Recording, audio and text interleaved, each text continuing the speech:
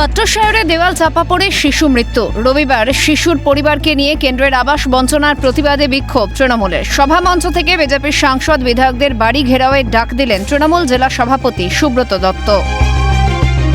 যাবে না, মানুষ মরলো না, মানুষ ভেসে গেল না, মানুষের বাড়ি পড়লো না, মানুষ পানীয় জল পেল না, এ খবর যদি তিনি না রাখেন তার কাছে জবাব তো আমরা চাইবই, ঘেরাও তো হবেই।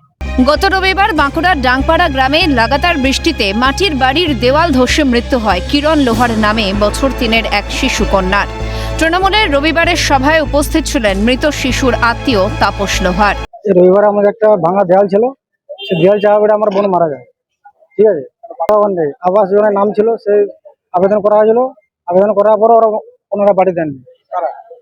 মোদী সরকার মৃত্যুর জন্য মোদী সরকার দায়ী।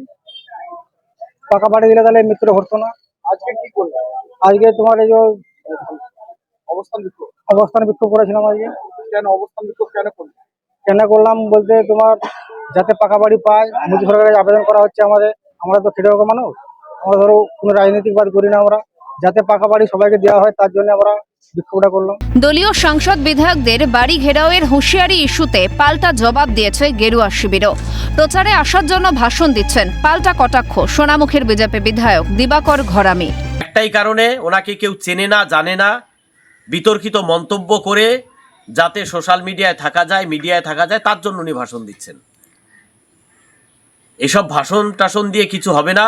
পশ্চিমবাংলার মানুষ বুঝে গেছে যে 100 দিনের টাকা এবং গরিব মানুষের যে প্রধানমন্ত্রী আবাস যোজনার টাকা, এটা লুট করেছে তৃণমূল কংগ্রেস। লুট করে হিসেব দিতে পারেনি, তার জন্য টাকা বন্ধ আছে এবং সেটা স্বীকার করেছেন ওনাদের একজন সাংসদ সুদীপ বন্দ্যোপাধ্যায়। তিনি দেওয়াল চাপা পড়ে শিশুর মৃত্যুর ঘটনায় আবাস যোজনা নিয়ে তরজায় জড়িয়েছে শাসক ও বিরোধী শিবির। বাঁকুড়া থেকে স্বরূপ রায়ের রিপোর্ট, ক্যালকাটা নিউজ।